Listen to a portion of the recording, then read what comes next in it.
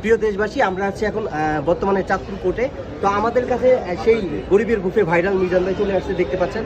মূলত আজকে ওনার বাপ দাদার পৈতৃক সম্পত্তি ফিরে যেতে পাওয়ার জন্য আজকে মামলা দায়ের করা হবে। তো আমরা মূলত ওনার কাছে জানতে চাইবো আসলে ওনাকে যে অ্যাডভোকেট লয়াররা ওনাকে কি আশ্বাস দিয়েছেন আজকে উনি কোর্টের প্রাঙ্গণে আসার পরে। একটু ভাই, আপনি কি যে লয়ার, আপনার যে লয়ার আকাশ খান, তারপর আরও কয়েকজন আছে, তো আপনাকে কি আশ্বাস দিয়েছে আসলে মামলা করার পর কতদিন সময় লাগতে পারে, এরকম বিষয়টা আমাকে কি বলতে চান? বলছে যে আজকে মামলা নিয়ে অল্প দিনের ভিতরে এরা দ্রুত ই করা হবে, যত দ্রুত করা যায় ওটাই ভালো।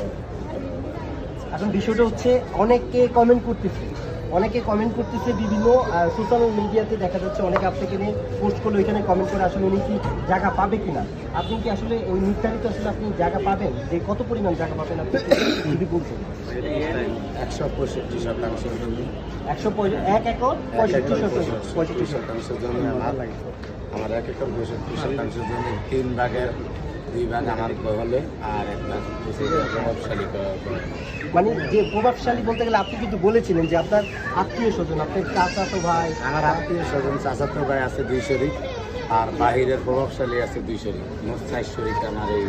হ্যাঁ, এখানে কিন্তু একটা কথা আছে যে এখানে নাকি আপনি ওদিনও কিন্তু সাক্ষাৎকার দিয়েছেন, আপনি বলেছিলেন যে আপনার আম্মা নাকি আপনার আম্মার অংশটা বিক্রি করে ফেলেছেন। তো বিক্রি করার সময় নাকি আপনি যেটা বললো আপনার আম্মা, যে ওই সময় নাকি আপনাদের গুলোও লিখে নিয়ে গেছে। আমাঙ্গ হ্যাঁ 12 করা জমি, উনি হয় সুশীল বাবু। প্রথম নিচে 4 কাটা, 1 দাগের রাষ্ট্রীয়রা, পরে আবার নিচে 8 কাটা, 2 দাগের রাষ্ট্রীয়রা। এটা আমার মার কাছ থেকে নিছে। আমার কাছ থেকে নিছে? হ্যাঁ, আমি ওগুলা কাগজপত্র অনেক জায়গায় দেখাইছি আশেপাশে। 4 গ্রামের সবাই কয় যে তোমারটা ঠিক আছে, এনশন নাইলে 1-1.5 কোয়া 2 কোয়া ছুটে দেবো, 8 দিন তোমরা ভাই বোনে মালিক আছো।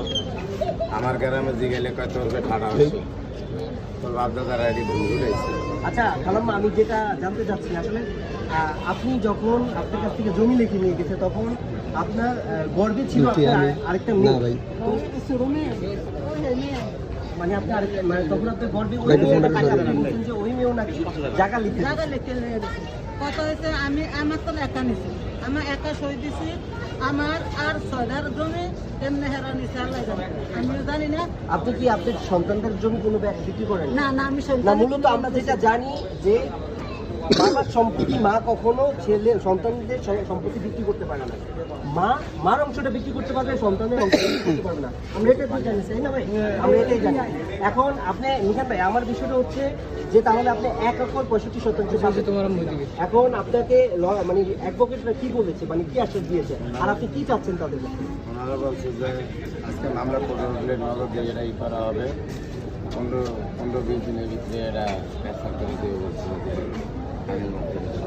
আপনি কি আপনার এলাকায় কোনো সালিশের মাধ্যমে বা কোনো মেম্বার না, আমার এলাকায় কোনো সময় আমি হেল্প পাই না, মানে ওনাদেরকে আমি একদিন নিতেও পারি না। মানে গেছেন কিনা বা তাদেরকে জানাই? বহুত গেছি, সালিশ দরবার হয়েছে, ওই যে মেন হ্যাঁ না হ্যাঁ লগে এরা আইয়ে না। আমি কোনো সময় চেয়ারম্যান মেম্বার আমার দেশে আমি জুবাইতে পারি না, আমার কথা ওনারা দাম দেয় না। আমার দিকে চাইলে, আমার ঈদ দিকে চাইলে ওনারা মনে করে আমার তুমি কিছু নাই।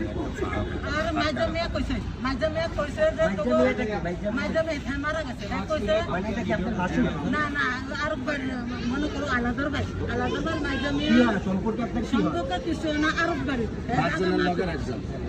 মানে উনি দরবার নেই। 5 জনের একজন কইছে এই বাড়িতে 4 কাটা জায়গা আছে, তো এই জায়গার কোনো দলিল হয় না, এটা তো বহু। মানে একজন দরবার করেছে, উনি বলেছে এই জমি আপনাদের। মাফ হয় না, এটা মাফ হয় না, না এটা আগে। তাহলে আপনাদের বিশ্বাস কি আপনারা জায়গা পাবেন? ওই জমিটাই আমার চারটে ভাইয়ের কাছে, লিটন আর সুমন, ওনাদের কাছে, ওনারা প্রবাসী থাকে। অনেক দুরাগারে করছি আমি, দেশ গ্রামের হাত যেন হবুর দিকে নিয়ে টানে আমার। এখন এই সম্পত্তি ফিরে পাওয়ার জন্য দেশবাসী এবং প্রবাসীদের কাছে আপনি কি বলতে চান, একটু বলেন। আমার বাপ দাদার সম্পত্তি যদি কাগজপত্র আমি পায়া থাকি তাহলে আমি নিব, আর না পায়া থাকলে আলহামদুলিল্লাহ। আমি চাই দেশবাসী সবাই আমার একটু সহযোগিতা করবেন, আমার একটু দোয়া করবেন, আমার পদ্ধতি একটু ভালো রাখবেন। আমি যে আমার বাপ দাদার সম্পত্তি আমি ফিরে পাই। আমার ভাই নাই, আমার ছেলে নাই, আমার 3টা মেয়ে। আল্লাহ এতদিন না করুক, আমি যদি 2-4 দিন পরে মারা যাই, ওনারা চলতে অনেক কষ্ট হবে, ওনাদের কেউ নেই। আপনারা লগে থাকতে আমি থাকতে আমার এটা একটু সোজা করে দিবেন, বা করে দিবেন, এটাই আমার চাই। আর প্রবাসী ভাইদের কাছে প্রবাসী ভাইদের কাছে আমি মাপ চাই। ওনাদের আমি অনেক উল্টাপাল্টা করি, আমার ছোটো মাথা, আমার কানের ভিতরে গিয়ে কিছু ইউটিউব ভাই আছে গুতা দেয় যেন রাপ ব্যবহার করি, রাপ কথা মুক্তি আমার বাইরে হয়, এটা ছাড়লে ওনারা ভালো হয়ে যায়। আমার যখন চিন্তা বিষয়টা হচ্ছে আসলে মূলত এই মিজান ভাইকে একমাত্র মিজান ভাইয়ের সম্পত্তি ফিরিয়ে দিতে পারে একমাত্র প্রবাসী এবং দেশবাসী, এছাড়া আর কেউ তার সম্পত্তি ফিরিয়ে দিতে পারে না। কেন? উনি কিন্তু আজ এই দেশবাসীর কারণে কিন্তু আজকে মিজান ভাই, উনি একমাত্র সাংবাদিক এবং ইউটিউবার এবং কন্টেন্ট ক্রিয়েটর, তাদের কারণে কিন্তু আজকে ভাইরাল মিজান ভাই। তাই বাংলাদেশের মানুষের সহযোগিতা খুবই ওনার জরুরি এবং প্রবাসী ভাইদের খুবই তার সহযোগিতা মানে জরুরি। তাই আমি সকল প্রবাসী ভাইদেরকে বলতেছি, ওনার প্রতি কোনো রাগ গুসা না রেখে অন্তত এই মানুষটার পাশে দাঁড়ান। আসল মানুষটা খুবই সরল সরল, ওই যে বলে না আমার এখানে টাকা, মাজায় টাকা, পকেটে টাকা, ডরে টাকা, ঘরে টাকা। আসলে টাকা কোন জায়গায় সে নিজেও জানে না, টাকা থাকলে তো সে জানবে টাকা কোন জায়গায়। সেটা বলে কেন বলে? আসলে সে কারোর কাছে হাত পাততে চায় না, মানুষটা কারোর কাছে হাত পাততে চায় না। যদি মানুষটা কারোর কাছে হাত পাততো তাহলে সে বলতো না আমাকে 1000 টাকার বেশি দিলে আমি বলবো না। সে কিন্তু বলছে আমাকে 1000 টাকা দিলে আমি 200 টাকা খরচ করব আর 800 টাকা মানুষকে খাওয়াই দিব, মানে ওনার ব্যক্তিগত 200 টাকা উনি রেখে দিবে আর কি। এরকম সরল সরল একটা মানুষ, এই মানুষের উপরে প্রবাসী ভাইরা খুবই রাগ করেছেন। দয়া করে ওনার প্রতি রাগ করবেন না।